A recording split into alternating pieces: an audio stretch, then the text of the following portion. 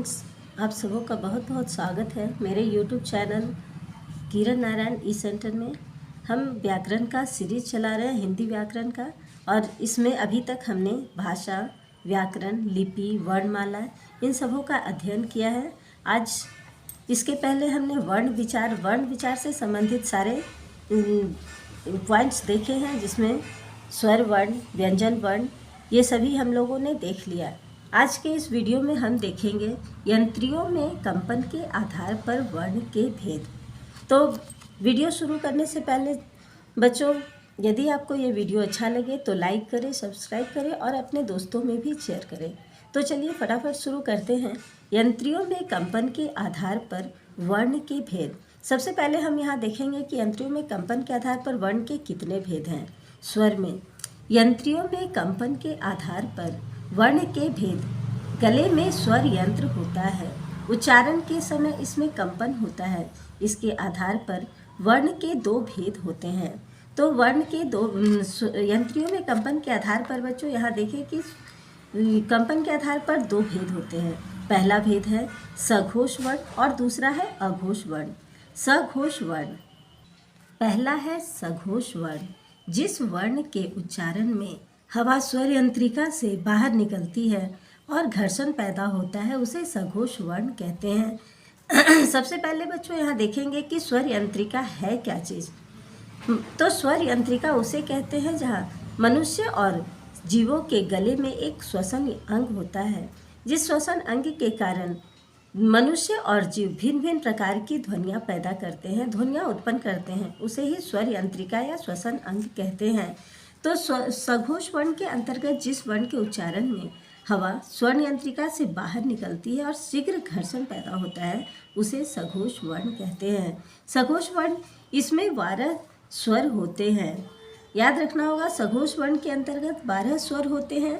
पहला है अ, आ, हर्षई, दीर्घई, हर्षऊ, दीर्घऊ, री, ए, ओ और अ। इस तरह से सघोष वर्ण में 11 स्वर होते हैं।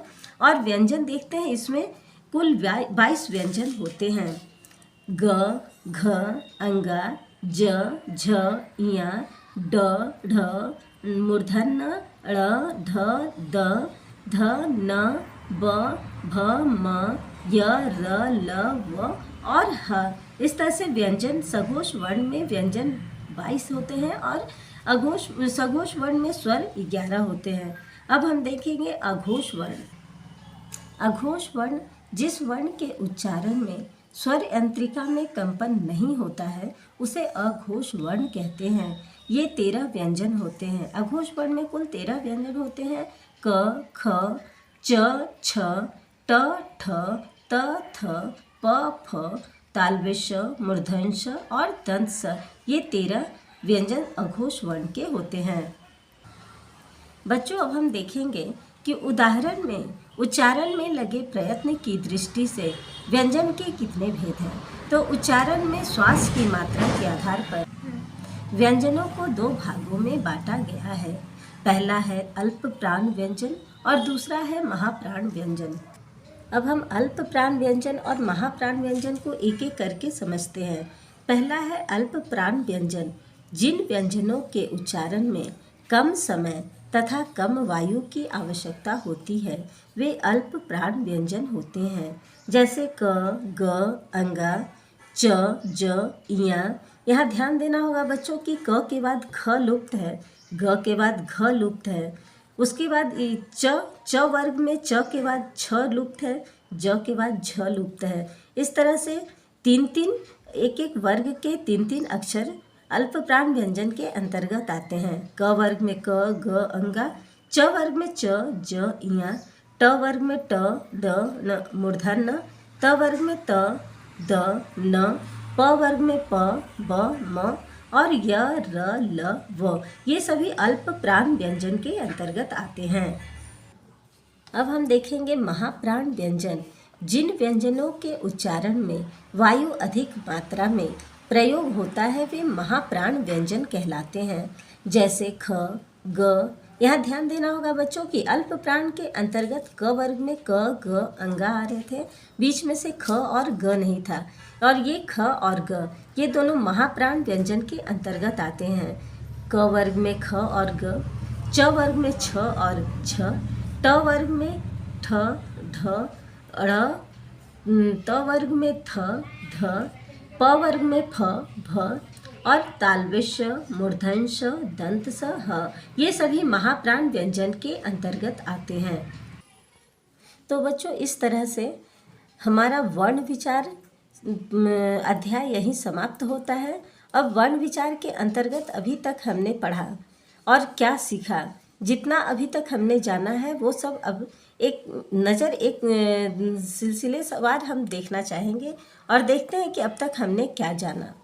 भाषा, पहला पॉइंट है कि भाषा की सबसे छोटी इकाई जिसके और खंड या टुकड़े नहीं किए जा सकते वर्ण कहलाती है। दूसरा पॉइंट है वर्णों का व्यवस्थित समूह वर्णमाला कहलाता है। तीसरा है वर्ण के दो भेद हैं, स्वर वर्ण और व्यंजन वर्ण। चौथा है स्वरों के उच्चारण में किसी अन्य वर्ण की सहायता नहीं लेनी पड़ती है। पांचवा, स्वर के तीन भेद होते हैं, पहला हर्ष स्वर, दूसरा दीर्घ स्वर और तीसरा है प्लुत स्वर। छठा पॉइंट है जिन वर्णों का उच्चारण स्वरों की सहायता से होता है उन्हें व्यंजन वर्ण कहते हैं। सातवां है हिंदी में 11 स्वर तथा 35 व्यंजन होते हैं। आठवां है स्वरों के चिन्हों को मात्रा कहते हैं। नौवां है व्यंजन 3 प्रकार के होते हैं, स्पर्श व्यंजन, अंतःस्थ व्यंजन और ऊष्म व्यंजन। और 10वां है 2 स्वर रहित व्यंजनों के मेल से बना नया व्यंजन संयुक्त व्यंजन कहलाता है। तो बच्चों अभी तक हमने ये वर्ण विचार अध्याय को पूरा पढ़ा, समझा और जाना कि वर्ण विचार कहते किसे हैं, इसके कितने भेद हैं और इसके सभी भेदों को एक एक करके विस्तृत अध्ययन अभी तक हमने किया। और इस तरह से जब अध्ययन करने के बाद इस वर्ण विचार के अंतर्गत कुछ प्रश्न भी आते हैं, जिन प्रश्नों का जवाब या उत्तर इसी अध्याय में ही लिखा हुआ है। और ये प्रश्न जो एक एक करके मैंने इसमें बनाया है वो प्रश्न भी एक एक करके देखते चले जाते हैं। पहला प्रश्न है वर्ण की परिभाषा दीजिए, इसका जवाब इसी अध्याय में दिया गया है। दूसरा है स्वर और व्यंजन, वर्ण में क्या अंतर है। तीसरा स्वर वर्ण कितने प्रकार के होते हैं, प्रत्येक के विषय में लिखिए। चौथा वर्णमाला किसे कहते हैं। पांचवा मात्रा किसे कहते हैं।